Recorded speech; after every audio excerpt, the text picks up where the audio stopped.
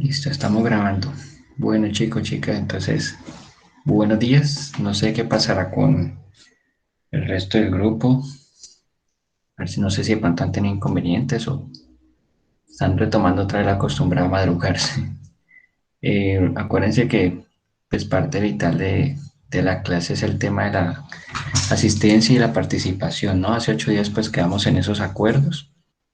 Entonces, para que pronto no se van a descuidar en ese sentido. Porque pues en una sola clase vamos a hablar demasiado, mostrar demasiados elementos que pueden ser importantes para la siguiente. Y la idea es arrancar puntuales. Yo de hecho les iba a proponer que las clases están muy pegadas, ¿no? Estaba viendo el horario y esta clase se acaba a las 8:40 y a las 8:40 arranca la otra.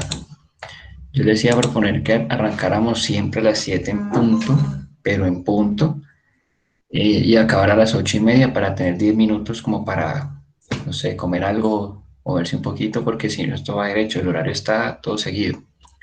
Entonces, no sé si les parezca, pero eso sí, arrancando a las 7 en punto, porque si no arrancamos a las 7 en punto, pues serían 10 minutos que se nos pierden, ¿sí?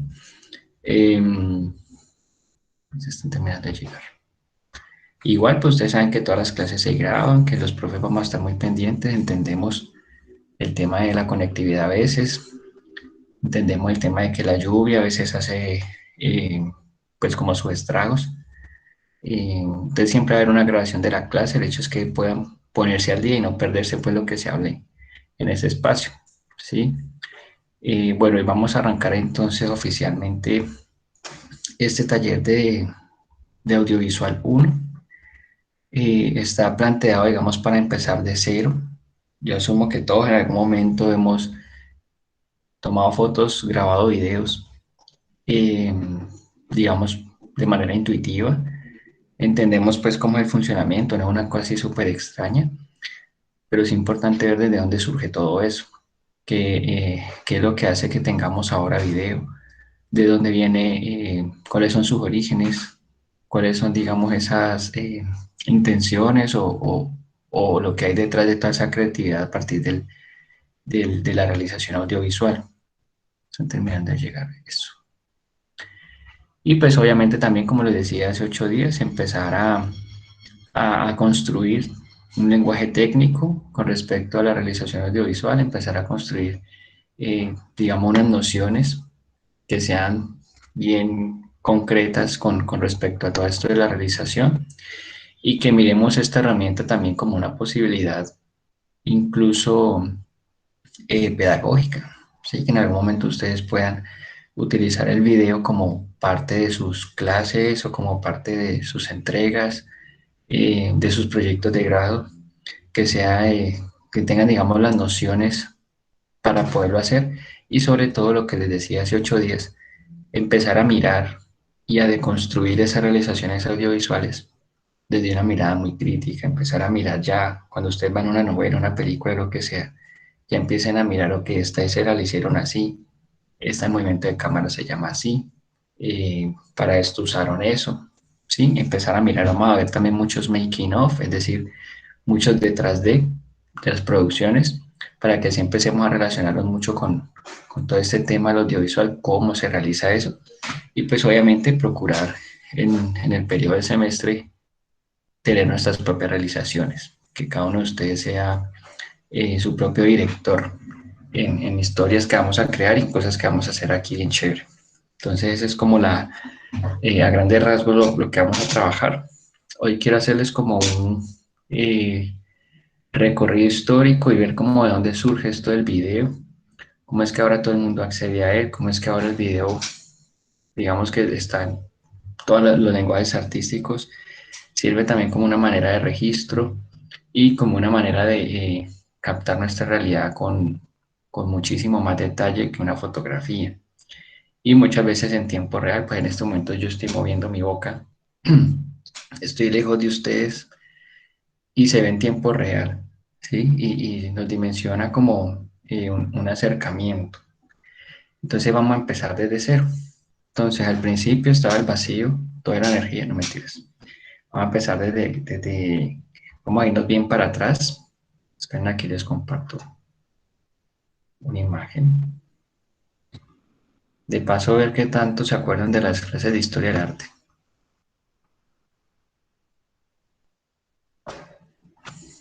Acá. ¿Qué ven ahí?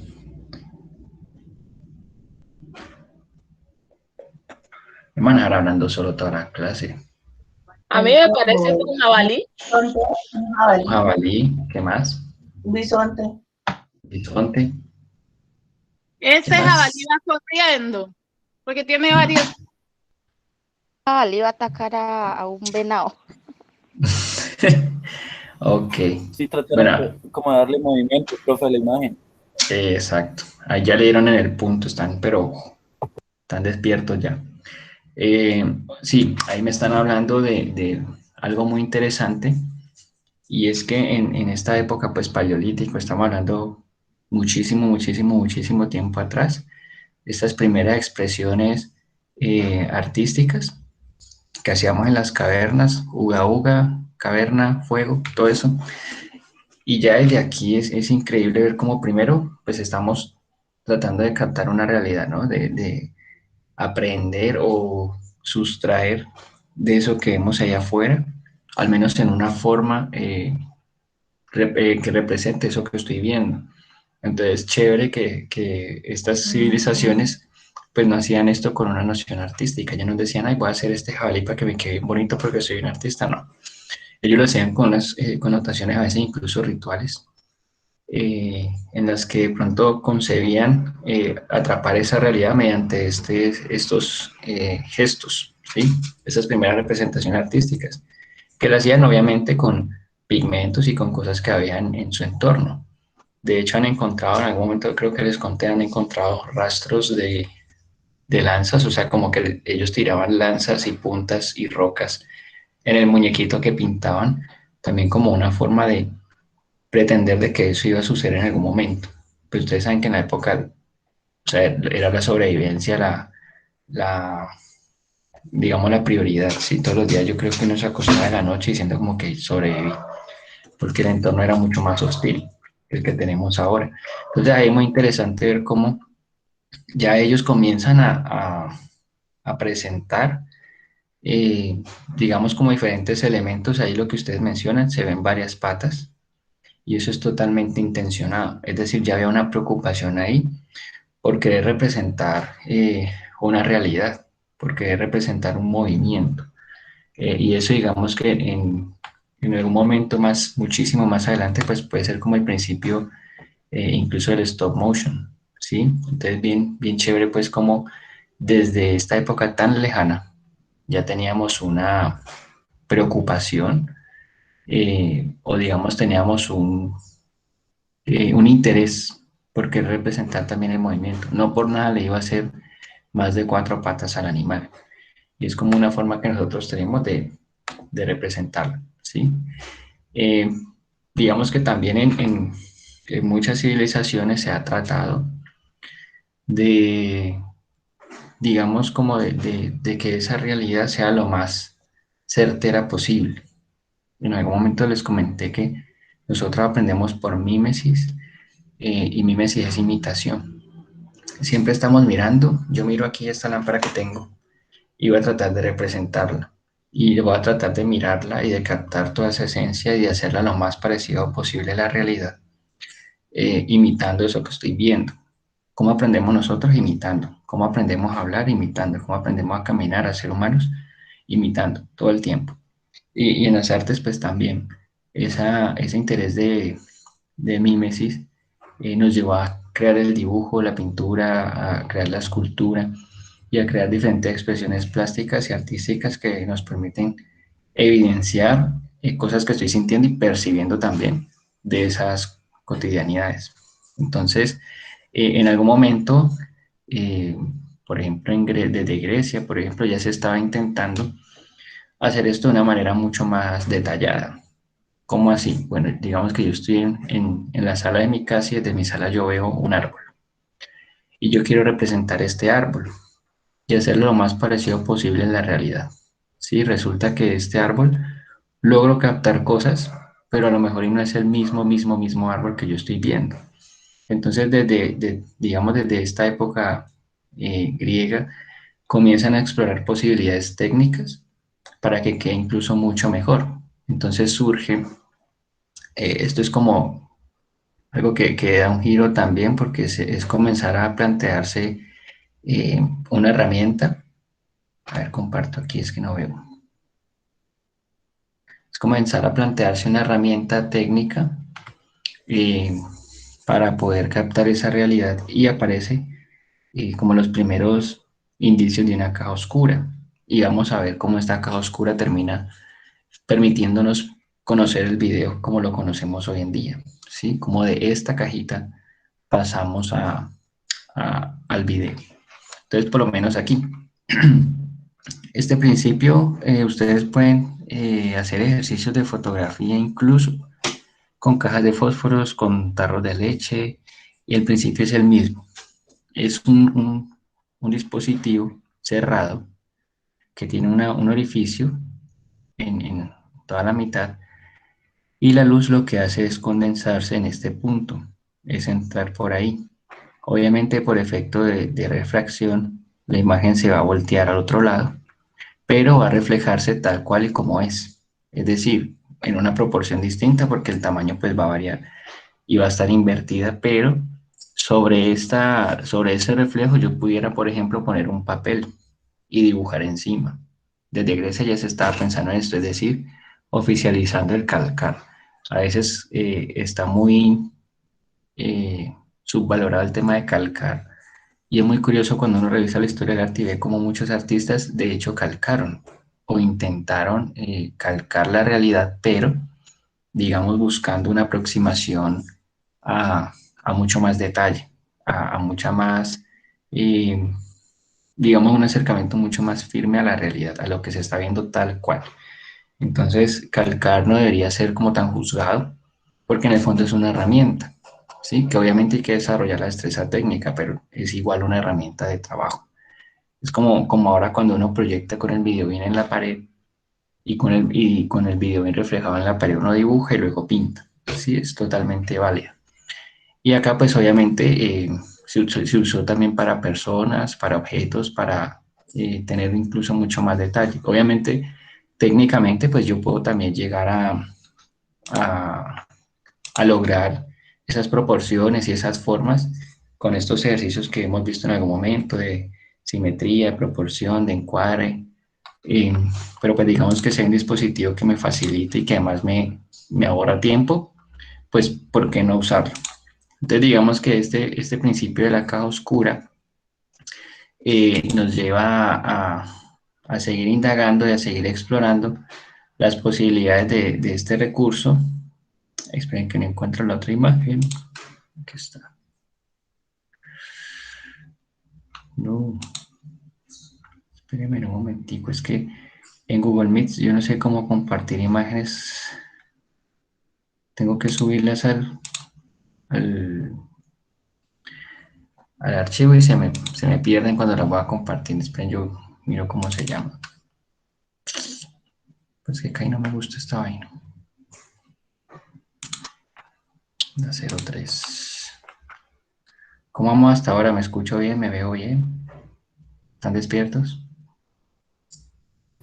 Sí, Sí, profe, estamos profe. despiertos. Ok.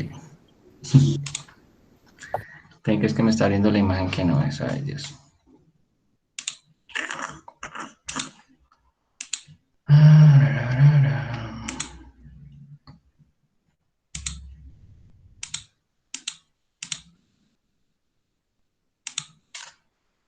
Creo que me va a tocar compartir todo mi computador. A ver. Bueno, el hecho es que podamos ver.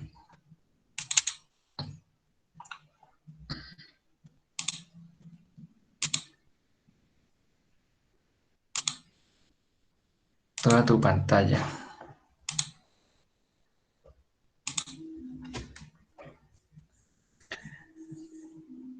Bueno, no sé ahí cómo ven, ahí que están viendo el computador, ¿cierto? Sí, profe. ¿Esta imagen la están viendo? Sí. Ok. Bueno, aquí está nuevamente lo que les decía, como el principio de esta idea de calcar. Miren cómo está recreando ese castillo y logrando pues de manera mucho más fácil el tema de las proporciones, el tema de la perspectiva, por ejemplo, que a veces es tan compleja. Y habían cuartos incluso, pueden hacer un cuarto dedicado a esto, trabajando pues con esa luz. Y esto es básicamente el principio de la fotografía. Cuando yo miro la fotografía es básicamente eso, una caja que tiene un huequito de luz y ese huequito pues yo lo voy a aprovechar para que la luz me proyecte todo lo que necesito ahí. Aquí tengo otro ejemplo, por lo menos que ya en el Renacimiento, imagínense la época de Da Vinci. Ay, hombre, ¿cómo hago?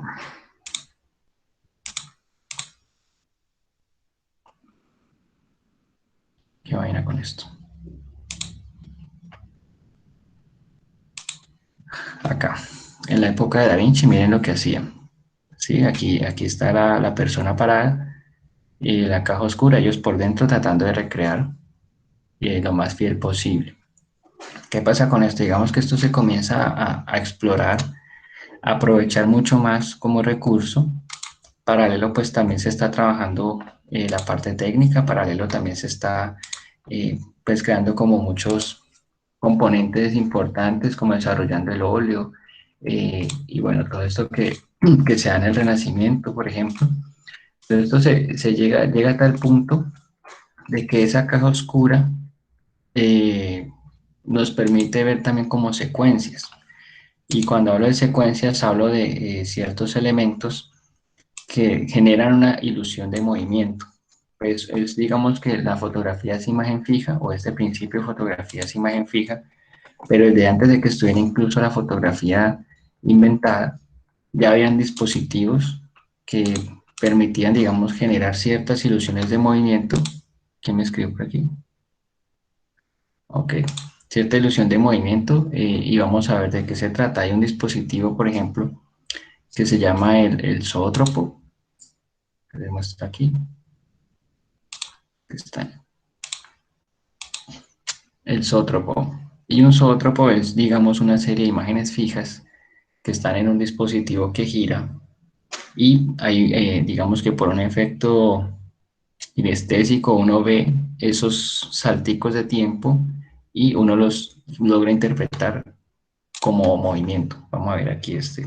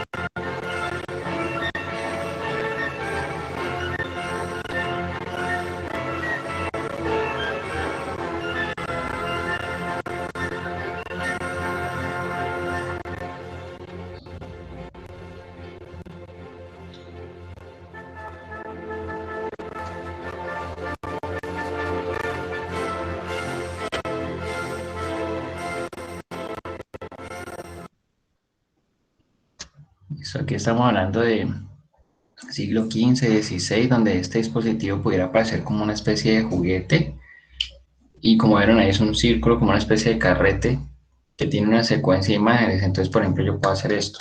un aplauso, ¿sí? O puedo hacer este movimiento. Y hago como todos los cuadros, que ahorita le podríamos decir un frame, todos los frames de este movimiento.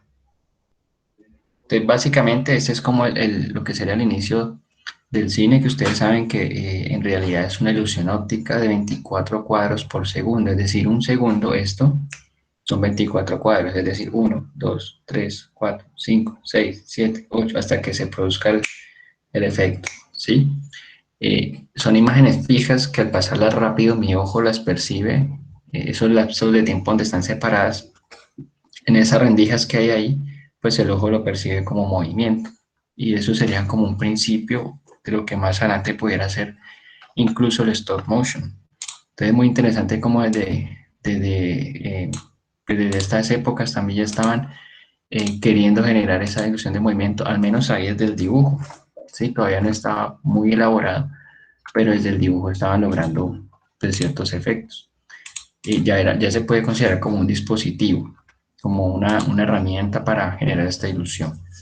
Y también había otro dispositivo que se conoce como el traumótropo. El que vimos ahora se llama zótropo, este que vamos a ver se llama traumótropo. Es incluso muchísimo más sencillo de hacer, ese si quieren lo pueden hacer ahora en la casa, una máquina súper sencilla. Con los niños yo lo he trabajado, es simplemente dos escenas, puede ser una ruedita o un cuadradito, son dos esferas que al moverse de esta manera, si son dos caras, cara 1, cara 2, y hace esto. Pero cuando yo hago esto rápido, miren lo que pasa, se comienza a ver otra cosa, ¿sí? Entonces vamos a ver de qué se trata el traumótropo. Entonces el zótropo fue el que vimos ahora y el traumótropo sería este. Supremamente sencillo.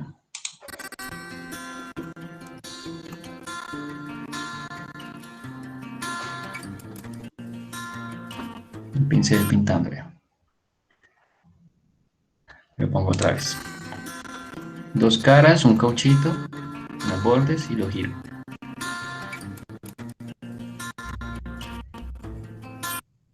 Ahí la clave es, digamos, la velocidad. Esa velocidad en la que pasa una imagen con otra es la que me da a mí la ilusión de movimiento. Entonces, digamos que desde antes de la fotografía, de que la imagen pudiera ser fija, ya se estaba explorando, pues, digamos, herramientas que pudieran generar la sensación de movimiento. Digamos que también en algún momento, esa caja oscura que les mostraba ahora, pues termina siendo como, digamos, mejorada, por decirlo así, a partir de, digamos, de unas placas que se inventan ya hace 2 siglos, eso estamos hablando de 1835, 40 más o menos, no es tampoco tanto tiempo, la fotografía en realidad no lleva tanto tiempo como uno pensaría, pero miren sus orígenes desde dónde van, sí, desde Grecia, del Renacimiento estamos viendo cajas oscuras, que aquí ya, digamos, se comienzan a potenciar a medida que vamos descubriendo cosas, por lo menos el manejo de los químicos. En algún momento alguien se dio cuenta que es, ven, les comparto aquí.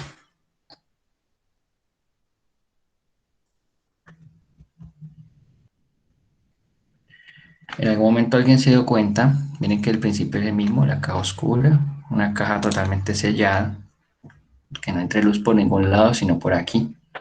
Miren que aquí hay como una especie de tapita que abre, que puede tapar este huequito y cerrarlo. Esto en fotografía es el equivalente al obturador. ¿Qué es el obturador? Es como un ojo que parpadea.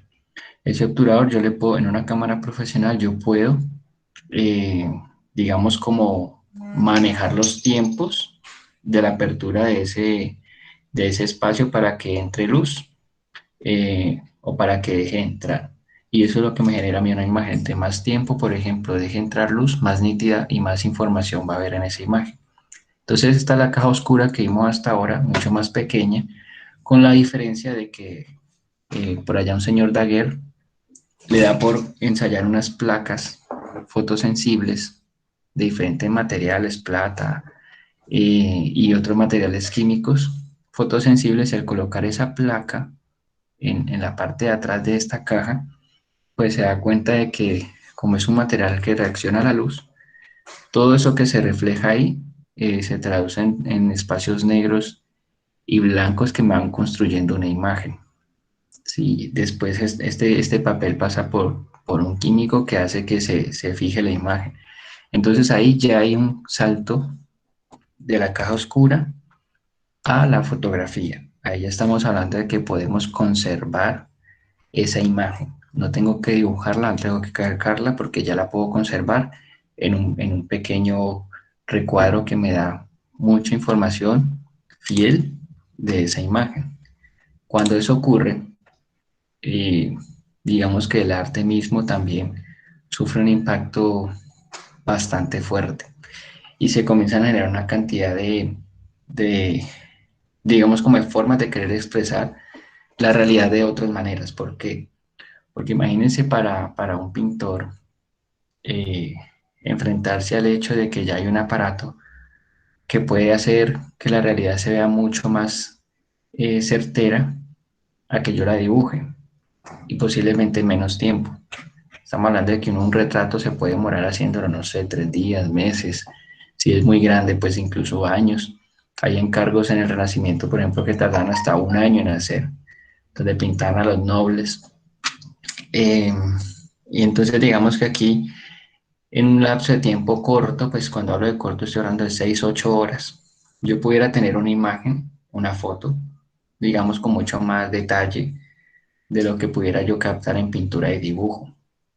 Entonces, si hay un dispositivo inventado ya hace 2 siglos que capta esa realidad, pues entonces, ¿yo para qué voy a pintar? ¿Para qué voy a tratar de representar esa realidad tal cual y como es? Y se comienzan a generar lo que son las vanguardias artísticas. El impresionismo, por ejemplo, es una vanguardia que surge tratando de competir con este aparato y tratando de captar impresiones de lo que ven y además de pintar de manera muy rápida. Ya no está el artista metido en el taller, todo inspirado, aislado del mundo, demorándose toda una vida haciendo algo mientras le llegaba la inspiración, sino que son trazos rápidos y digamos un manejo muy amplio del color. Entonces ahí digamos que empiezan todas las vanguardias que nosotros conocemos, o que ustedes han visto en historia del arte: impresionismo, expresionismo, cubismo, neoplasticismo, surrealismo, suprematismo, dadaísmo, bueno, todas. Sí, imagino que ustedes en algún momento las pudieron ver en historia. Y cada una con sus particularidades, pero todas tratando de hacerlo muy distinto a como se hacía tradicionalmente. Todas un poco, entre comillas, en contra del academicismo, es decir, de las formas tradicionales de hacer. Entonces, digamos que aparece este aparato, la fotografía, y pues eso da un giro, digamos, bastante amplio. Se comienza a tener incluso una relación con la imagen muy distinta, porque yo ya puedo conservar incluso esa imagen, ¿sí? Puedo tener un registro de eventos, puedo tener un registro de personas, digamos, con todo el detalle y la fidelidad de, pues, como tal de la persona o el objeto de la cosa en sí. Entonces eso es lo que hace que se comience a explorar mucho este dispositivo. Esperen, les comparto aquí. Acá se comienza a explorar mucho este dispositivo. Miren, por ejemplo, estas primeras fotografías. Es básicamente la persona. Obviamente, en un principio, pues, la fotografía fue en blanco y negro, porque no existían los químicos con los que contamos de pronto ahora para poder traducir esa información de luz en color también. Ese proceso de la fotografía es muy interesante. Digamos que lo que conocíamos como rollos es este papel fotosensible, este rollo que queda como pequeño. Sí, yo dejo de compartir aquí. Las cámaras antes era por rollo y eso traqueaba y le indicaba a uno. Y uno compraba un rollo, no sé, de 24, de 35 fotos. Entonces uno sabía que tenía 35 oportunidades de hacer una imagen. Por ahí ya hay una relación con la imagen muy distinta. ¿Por qué? Porque ya tenemos que pensar qué imágenes queremos, porque tengo un límite. De esas 24 fotos que yo podía tomar, posiblemente no sé, solamente me quedaban bien 12, porque no tenía la posibilidad ni siquiera de ver cómo me estaban quedando. Entonces ese rollo es el material fotosensible que tiene unos carreticos a los lados y esos carreticos son para unos huequitos como para jalar. Cuando ya se toma la foto se jala, ¿cierto? Ese rollo no lo puede ver la luz nunca. Ese rollo es altamente sensible a la luz. Si usted lo pone hacia la luz, por eso dicen se veló el rollo, porque le entró ya toda la luz que le tenía que entrar y chao. Entonces, cuando uno tenía ese rollito es un cuadro chiquitico. Hagamos de cuenta que esto es, a ver, un cuadrito de estos. Yo arranco un cosito de estos. Este es como el rollito, ¿cierto? Es más o menos este tamaño que, si ustedes lo miran, hay cámaras que tienen más o menos este tamaño en su lente, en la parte de atrás donde uno mira. Entonces este es el rollo. Cuando yo tomo la foto, es el equivalente a abrir el huequito de la caja oscura, ¿sí? Si yo hago un parpadeo rápido, pues puedo captar, digamos, ciertas cosas. Por ejemplo, un fotógrafo de deportes tiene que hacer flashazos bastante rápidos para poder captar todo el movimiento de un futbolista, por ejemplo.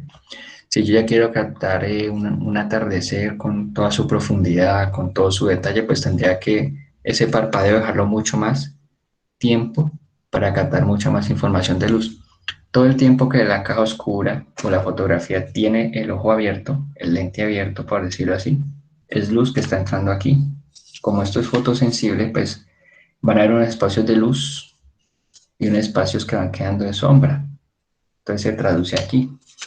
Luego de aquí, ese rollo se pasa a un estudio y ese estudio tiene, digamos, una luz especial. No sé si han visto que siempre son luces rojas. También trabajando en un ambiente muy oscuro. Y hay unos aparatos que se llaman ampliadores y uno tiene este rollo, ¿sí? Puede uno tener un papel fotosensible más grande y refleja esto acá abajo para que la foto se amplíe. Así era que emplean la foto. Uno tenía el rollo, era esta cosita, el negativo que le decían o le dicen, y ese negativo yo lo podía ampliar. Por eso uno podía escoger el tamaño que quería la foto. Y eso lo hace uno con un ampliador. Es como una especie de luz o como de lámpara en la que uno va cuadrando el tamaño y abajo vuelve y refleja ese negativo. Es como retomar la foto y me va a quedar del tamaño que yo escoja. Antes, usted imagino que alcanzaron a tener álbumes en los que uno tenía las fotos casi todas de 9x13, que es como con la que uno va pasando y va viendo todos los recuerdos, pues. Eh, y pues ya esto nos permite conservar incluso eh, nuestra idea de tiempo. Uno toma fotografías, ¿por qué? Porque quiere recordar algo, no quiere que se le olvide, es como una manera de congelar ese momento y de revivirlo cada vez que yo quiera. Entonces, eso nos cambia totalmente la percepción de imagen, ¿sí?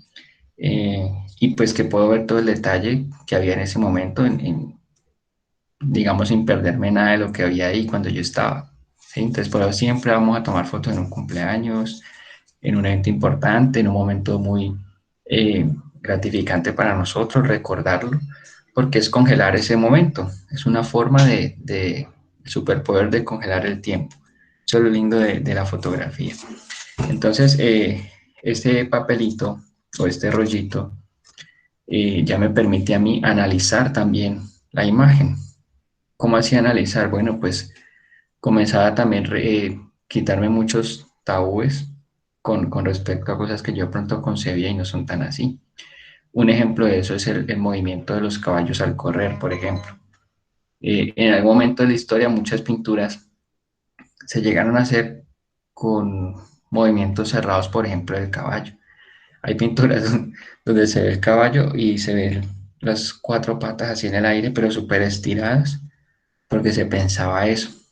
Y en algún momento alguien dice como que, ok, yo no creo que los caballos corran tan así. Tiene que haber como algo que pasa en algún momento en el que, no sé, las cuatro patas sí están en el aire, pero tengo que ver cómo o de qué manera eso sucede. Entonces aparece esto, por ejemplo, alguien le da por hacer esto. Chicos, voy muy rápido. Si me están siguiendo, ustedes saben que yo me pongo a hablar y me voy. Si los pudiera ver, al menos diría, bueno, están entendiendo. Digan algo. Profe, pues yo sí lo estoy entendiendo lo que está hablando. Ok, bueno, yo voy paso a paso. Igual ahorita los voy a poner a participar porque todos saben que había tarea. Bueno, voy a compartir aquí. Listo, alguien le da por hacer esto, ¿cierto?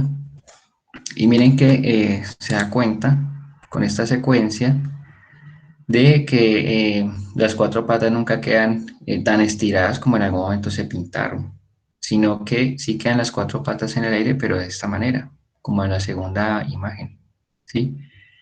Mira que alcanza a tener en algún momento del galope una sola patica, luego las cuatro sí están en el aire, pero no estiradas, y acá vuelven y se cruzan y hay un recorrido. Alguien le da por hacer esta secuencia de fotos y esto da pie como a que digan, ok, pero esto se ve como una secuencia. Nosotros siempre, pues por lo menos en Occidente, siempre nuestra idea de tiempo y nuestros recorridos visuales siempre son de izquierda a derecha, ¿sí? Entonces, si yo hago un recorrido visual de esto, es casi como un traumótropo o un zoótropo, que fue lo que vimos ahora, estos dos dispositivos. Aquí yo puedo ver una secuencia, aquí puedo ver incluso movimiento. Si yo miro rápido esto, puedo ver casi como si esto se estuviera moviendo.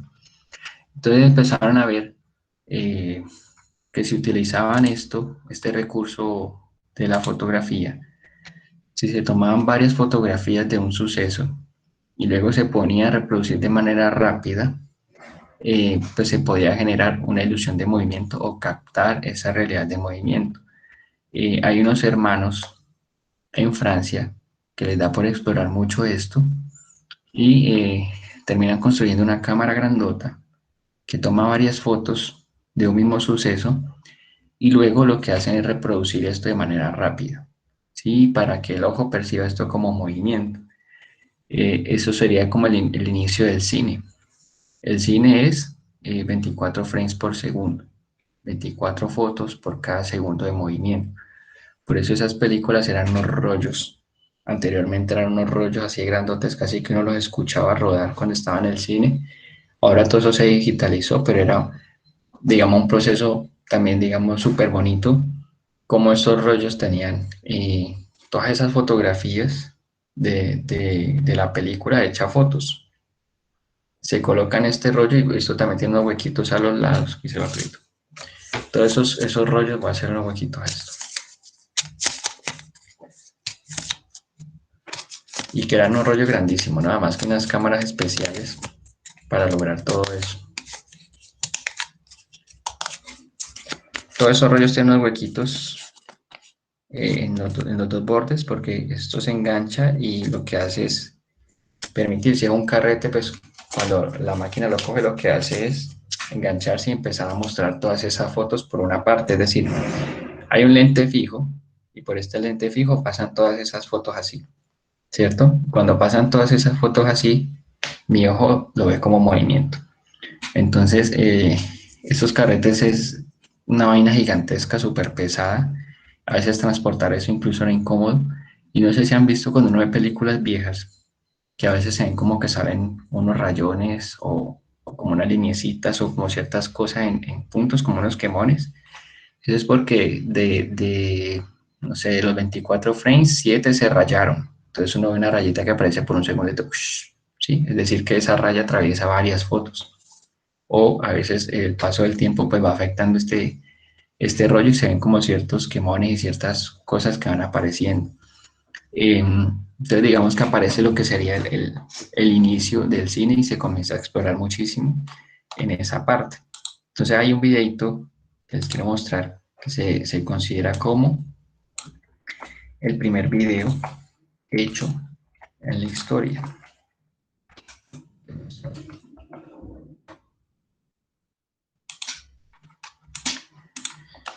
Wait. Estamos hablando del año 85. Los hermanos Lumière. Los hermanos Lumière son los papás del cine, por decirlo así. súper cortico.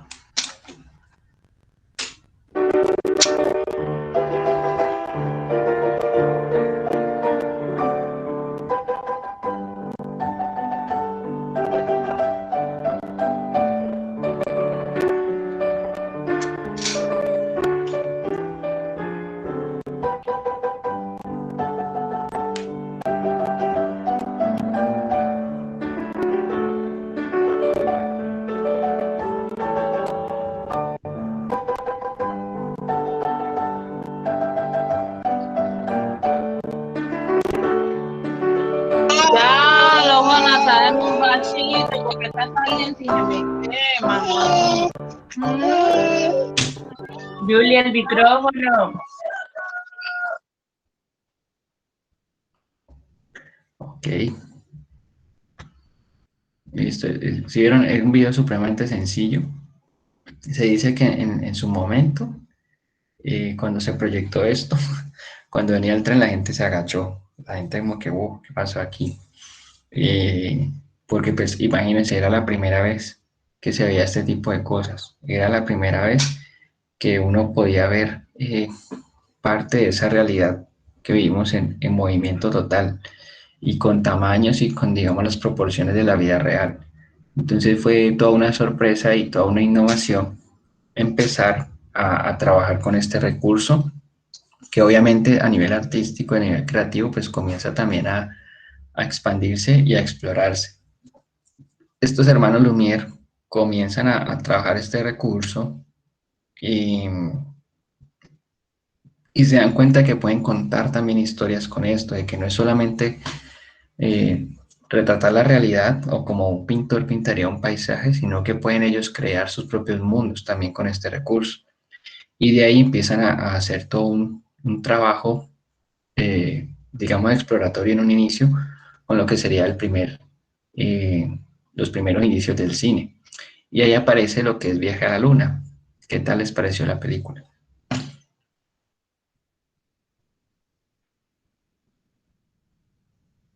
¿Sí la vieron o no? Sí, profe. ¿Qué tal te pareció?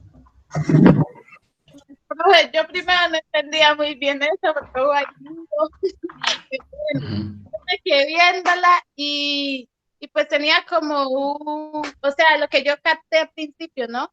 Que ellos eran como, estaban decidiendo quién iba a ir a la luna, ¿no? Entonces, Ujú. ahí el juez, pues por decirlo así, ¿no?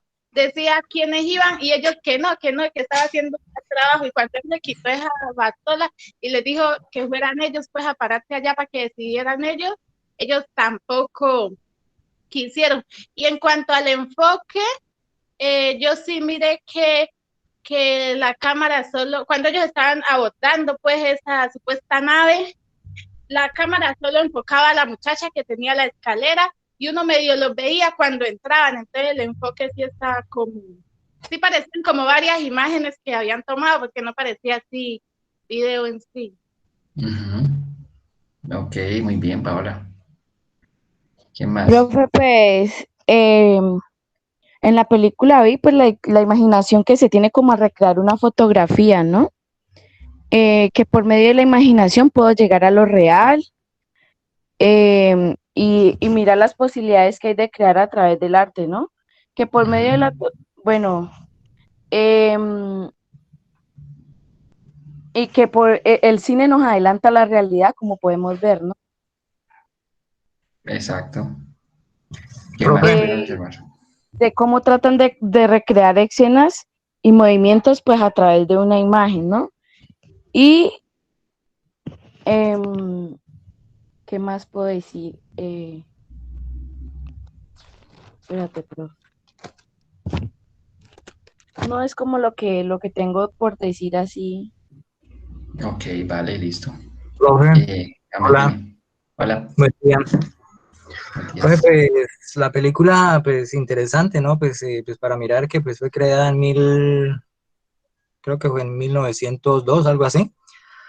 Eh, pues muestra una realidad de ese tiempo, ¿no? Y cómo en ese tiempo, pues para iniciar el cine, cómo ya se creaban efectos especiales, ¿no? Exacto.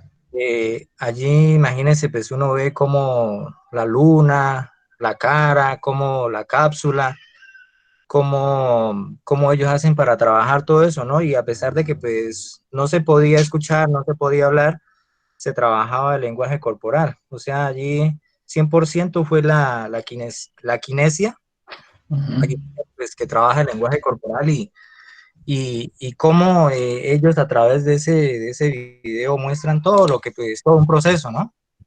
Ahí está en juego, pues ya es el espectador, uno como espectador, mirar todo el proceso de qué fue lo que hicieron ellos. Y pues sí, o sea, ahorita con respecto al video que nos mostró ahorita, pues lo que estoy averiguando aquí dice pues que el cine mudo nace en 1895, ¿no? Y Ujú. pasaron 34 años para que ya se le pudiera incluir la voz. Ya, o sea que a partir de 1929 es cuando ya se crean los videos con audio. Y pues sí, interesante, ¿no? El trabajo de todo lo que tenga que ver con la parte de videos, fotografía, pues. Gracias. Vale, listo.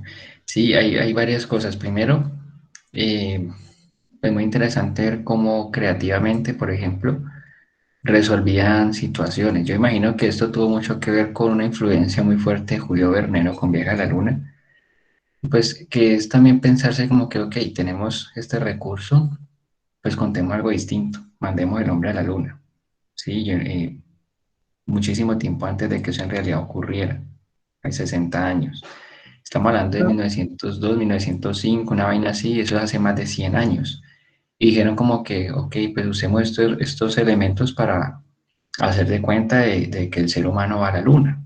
Y sabemos que hay muchos libros que, o bueno, al menos en el caso de Julio Verne, son historias que en algún momento como que se pensó y una vaina pues que ponía a la gente como a pensar mucho o a no sé, a imaginarse que ese mundo era posible.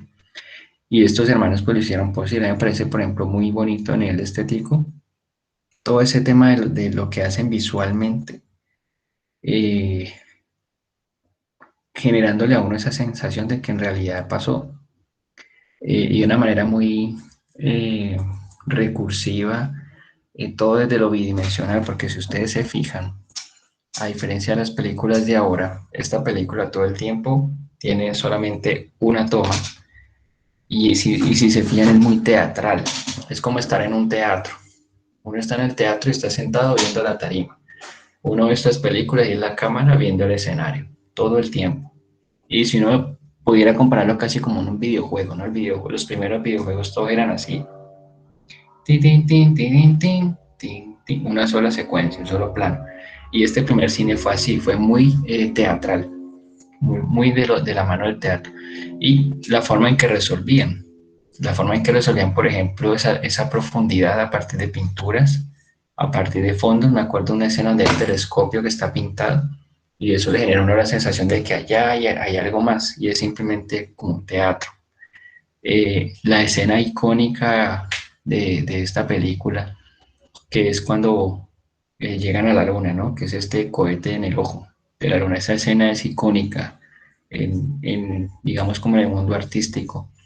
Y aquí pues ya uno empieza a ver que el recurso se puede explotar y se puede llevar a otros niveles, a otras esferas. Y se comienza pues digamos a narrar otro tipo de historias. Estas de los hermanos Lumière pues todas van por este tinte y se vuelve un recurso para empezar a contar. Obviamente, en su momento pues era, como decía James, cine mudo. Todas estas ambientaciones sonoras, digamos que estaban acompañando a veces incluso en el escenario, es decir, cuando se hacían esas proyecciones, lo que se puede considerar como las primeras salas de cine. Y a veces los músicos estaban ahí en tarima y mientras veían, iban tocando, iban, digamos, ambientando de acuerdo a los movimientos y de acuerdo a lo que se iba viendo ahí. Y pues esto lo hace bien, bien interesante. Entonces es bien chévere ver cómo de la cámara fija o de ese intento de representar la realidad, terminamos pasando a imagen en movimiento. Cuando nace el cine, pues obviamente que se consolida como una corriente artística, pues se empieza a considerar el séptimo arte, ¿sí? ¿Por qué? porque encierra todas las bellas artes. Ahí yo veo literatura desde el guión, veo teatro desde la actuación y la danza, veo las artes plásticas desde los escenarios, los montajes, las locaciones, la música, o sea, todas las artes caben en el cine, caben en la realización audiovisual. Por eso les decía al principio que es un componente bastante poderoso que ustedes pueden aprovechar mucho y potenciar en todos sus procesos creativos, en sus proyectos de grado incluso, o sea, pensarse que el video está ahí y ahorita más que nunca está al alcance con nuestros dispositivos, y que sirve para contar cosas, no necesariamente contar, digamos, historias supremamente lineales, sino también contar de manera experimental, de manera creativa. Y la idea es como eso, ir poco a poco en este proceso, viendo cómo podemos llegar a construir diferentes pues, elementos desde el audiovisual, que es un recurso bien chévere. Ustedes van a ver que de alguna manera hay eh, pues pueden tener una afinidad muy fuerte con este recurso, porque como les decía al principio, todos en algún momento hemos grabado un video, todos en algún momento hemos hecho algún tipo de trabajo con lo audiovisual o con la fotografía, eh, pues digamos de manera intuitiva. Y qué chévere ya empezar a ver de una manera mucho más técnica. Hace 8 días recuerdo que les puse a analizamos un videoclip musical y vimos como todo lo que había encerrado dentro de ese video. ¿Se acuerdan? Que hicimos como una mirada a este video y todos los elementos que estaban ahí como condensados, que en un primer momento uno pudiera no verlos, pero ya cuando uno entra de lleno a explorar, pues se da cuenta de que hay muchos símbolos y muchas herramientas que están implícitas. También yo puedo trabajar eso si se hace en la pintura, si se hace en otros lenguajes, pues el video o el cine no se queda como exento a eso. Entonces, básicamente esa es como la idea, poder explorar esto y ver de manera técnica cómo se puede lograr. Esa era como la parte un poco histórica, ver pues que todo esto tiene un sustento, que esto no fue que un día apareció una cámara y la gente empezó a grabar y ya, sino que como todo ha sido un proceso para llegar a lo que conocemos hoy en día como cine, y para llegar a cosas incluso más elaboradas, porque pues todo esto como toda tecnología ha ido, eh, digamos, creciendo y expandiéndose, y ha logrado pues llegar a otras esferas, ¿sí? Vamos a ver, es un videito para que vean. Dime, Yo iba a opinar sobre la película. dale. Pues estaba viendo, había como leí un poco, que el cine mudo, anteriormente se trabaja mucho lo que era el ilusionismo, ¿no? Como para dar realismo a las imágenes que plasmaban dentro de la película.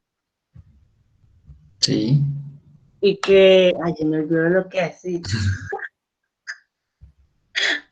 No, Bran, no te embolatas. Se embolato.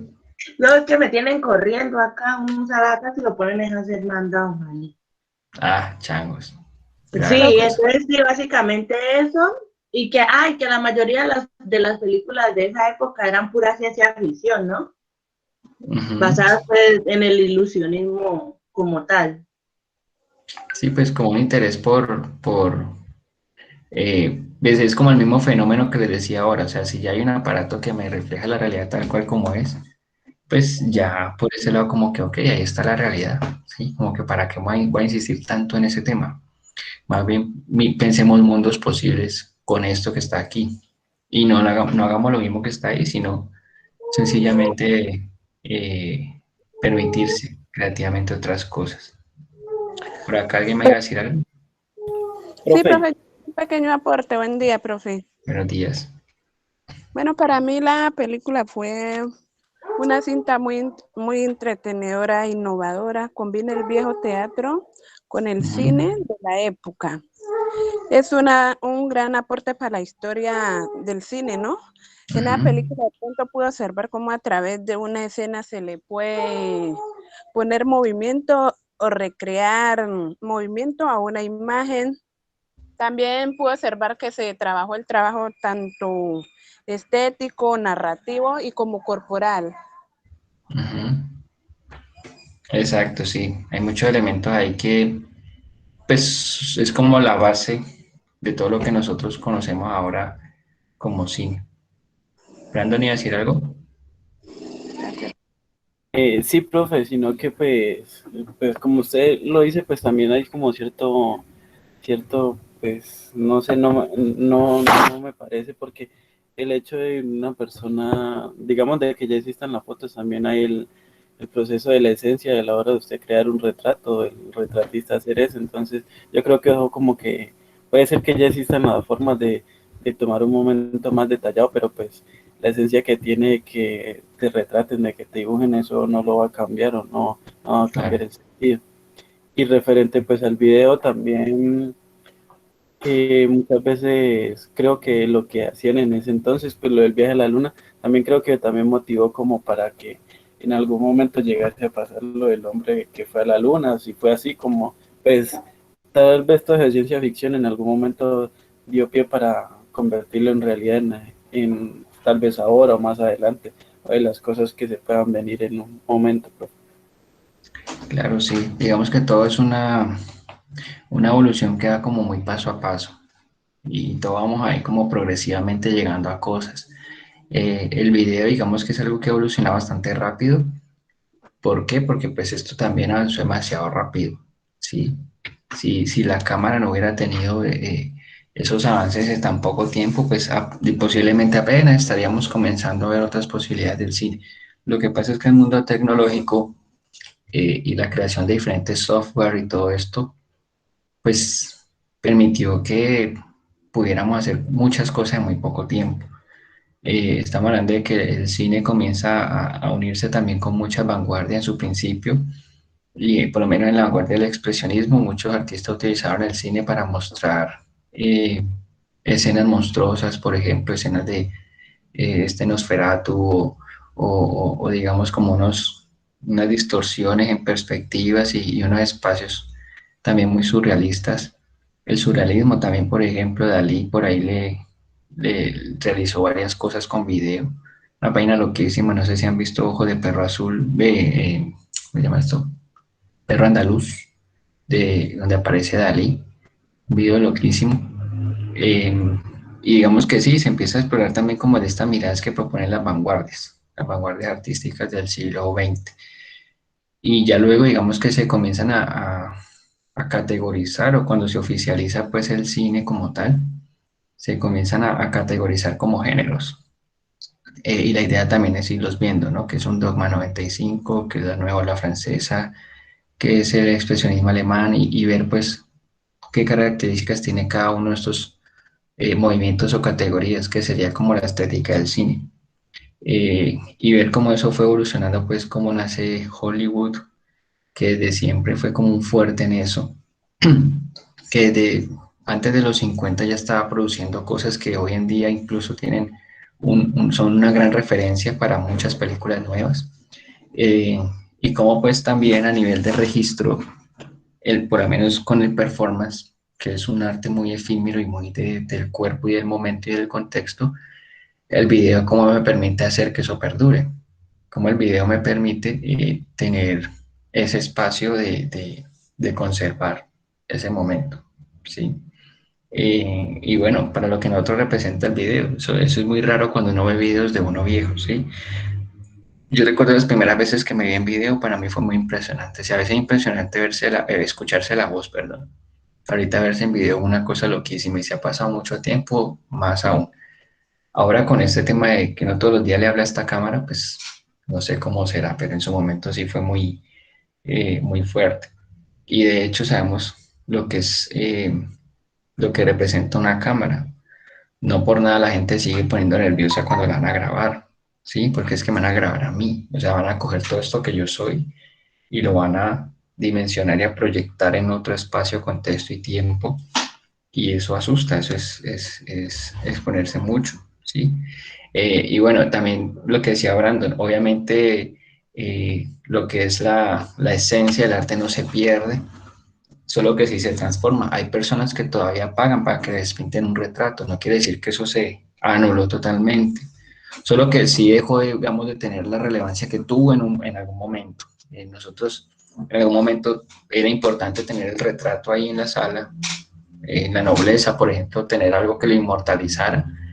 Hay gente que todavía sigue haciendo eso porque el recurso creativo sigue vigente, ¿sí?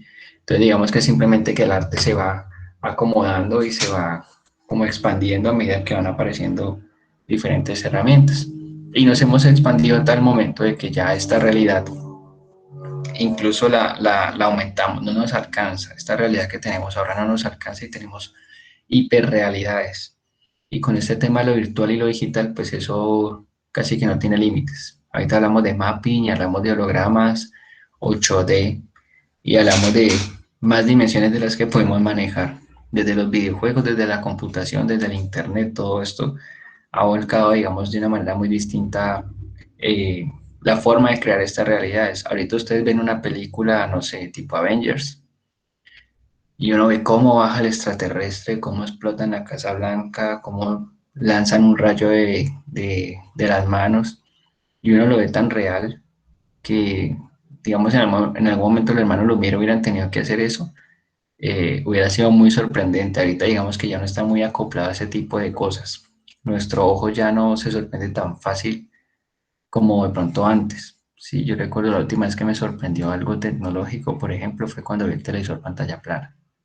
Esa fue la última vez que yo me sorprendí con algo de tecnología, porque de ahí para allá cada vez salieron más cosas, más vainas, sino como que, no, lo actualizaron y ya se vuelve como una cotidianidad.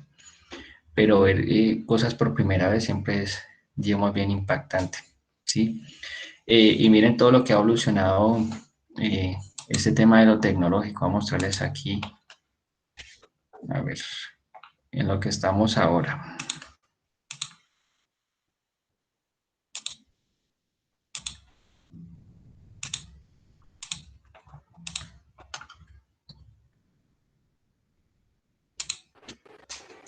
Un pabellón expectante y ocurre esto.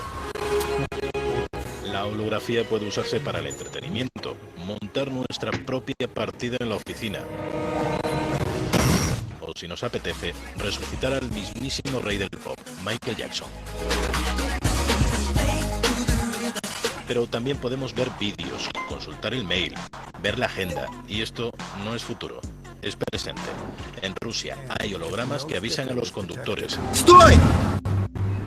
Не притворяйся, что No hagas como que no existo, le dice. это парковка для инвалидов.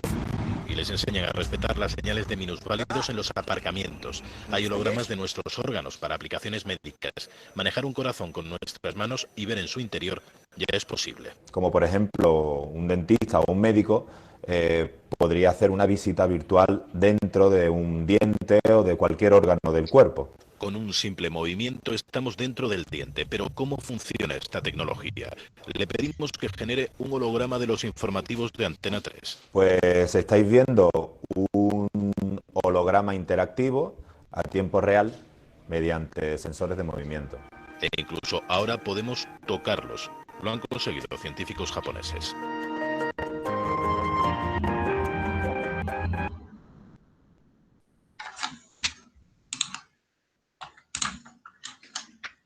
Listo, ahí ya esa realidad o esa relación con la imagen misma, con el video, ya son experiencias muchísimo más completas. Hay incluso ahora lo que les decía, la realidad aumentada. No sé si alguna vez vieron este juego Pokémon Go, como yo apunto con mi celular hacia esta mesa, por ejemplo, y en la mesa no hay nada, pero en el celular yo veo que en ese espacio allí hay un Pokémon y yo lo atrapo. Eso es la realidad aumentada. Cómo eso cómo puedo colocar cosas donde no las hay e interactuar con ellas. Y este tipo de, por ejemplo, holograma 8D, ya esa ballena, por ejemplo, saliendo de un coliseo de un colegio, o sea, ya hay cosas demasiado elaboradas que empiezan incluso a cuestionarnos esa relación con la realidad misma, ¿no? Porque hay tecnología tan avanzada que perfectamente me pueden proyectar un ovni encima de mi casa. ¿Y cómo voy a saber yo si es real o no? Sí, o pueden hacer que Jesús baje del cielo con esa tecnología. Entonces, es también como lo real y lo ficticio se van fundiendo y es muy difícil entrar como en eso. Además que, como les he dicho varias veces, nosotros funcionamos siempre en imágenes, todas en imágenes.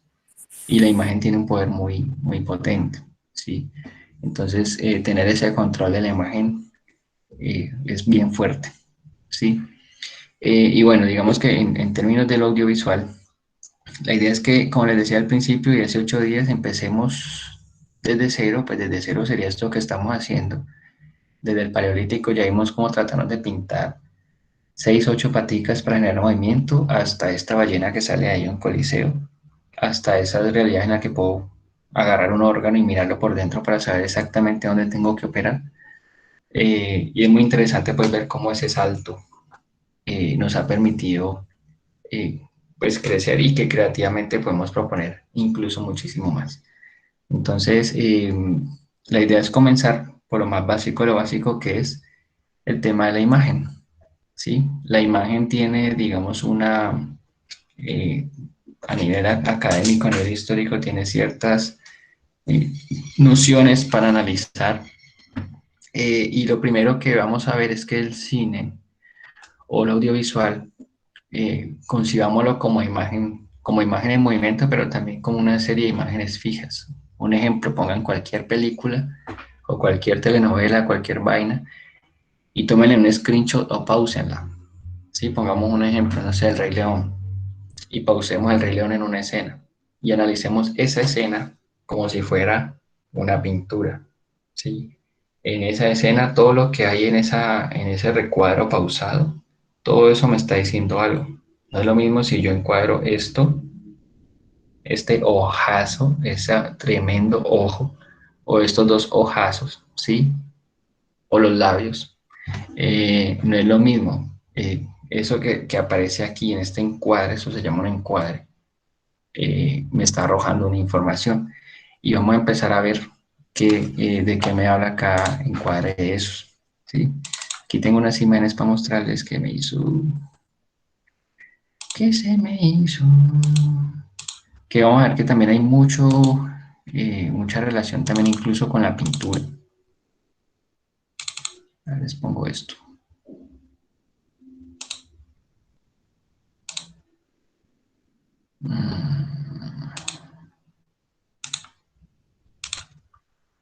Acá. Miren esto, no sé si ustedes en algún momento han agarrado una cámara y la cámara por detrás trae a veces esta cuadrícula, ¿cierto? Y uno trata como de encuadrar la imagen teniendo como esta plantilla, teniendo como esta referencia.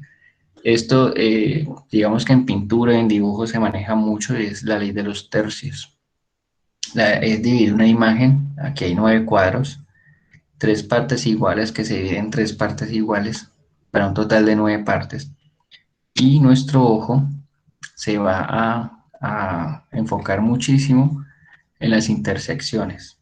Eso se conoce como ley de los tercios. Cuando yo hago una pintura, cuando yo hago un dibujo, yo tengo presente la ley de los tercios y de una voy a sentir o mi cerebro va a interpretar todo eso como armónico, como proporcionado, como simétrico.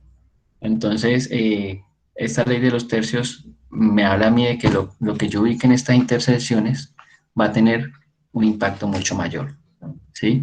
Miren, por ejemplo, aquí estos dos caballos, casi que están justo en las intersecciones que aparecen aquí, o este barco con este sol, miren que el sol está muy cerquita de esa intersección, y esto en fotografía es un principio fundamental, como yo, eso que aparece en ese recuadro, lo logro ubicar de tal manera de que me genere esta sensación de proporción y simetría. Miren acá, por ejemplo, ese techo de esa casa, ¿sí la están viendo?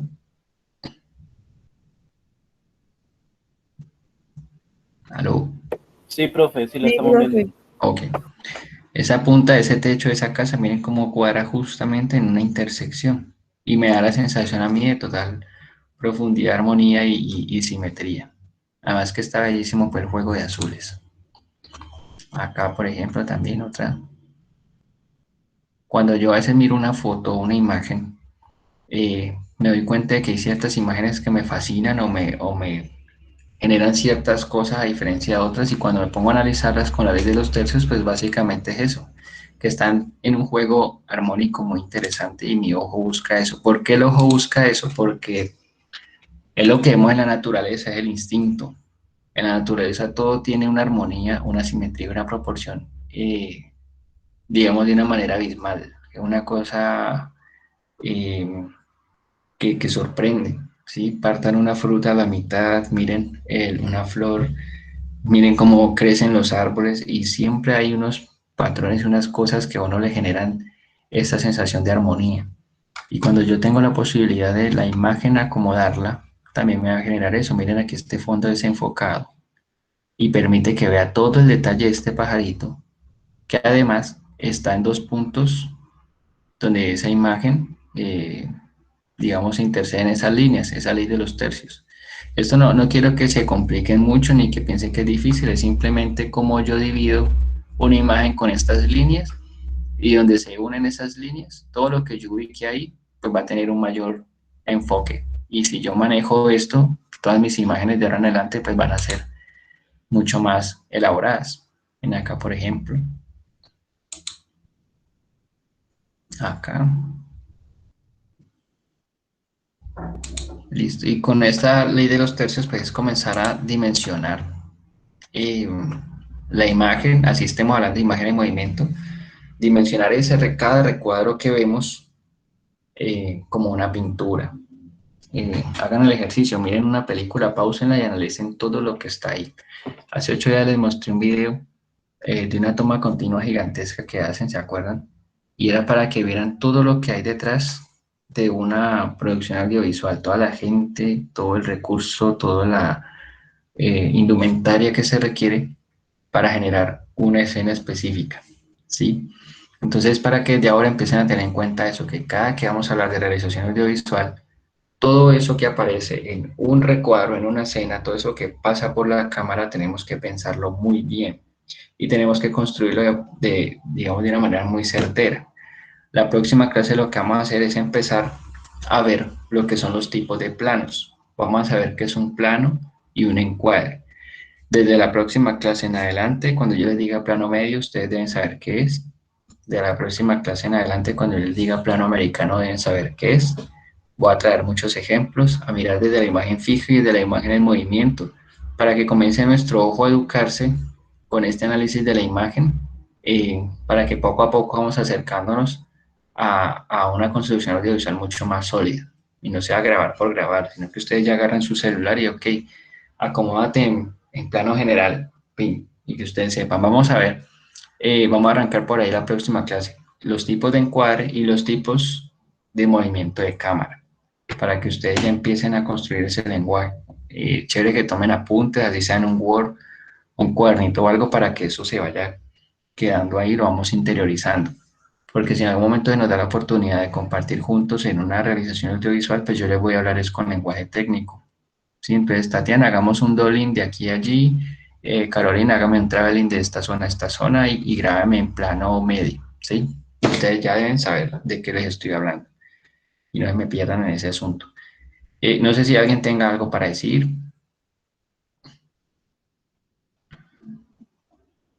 Están muy callados.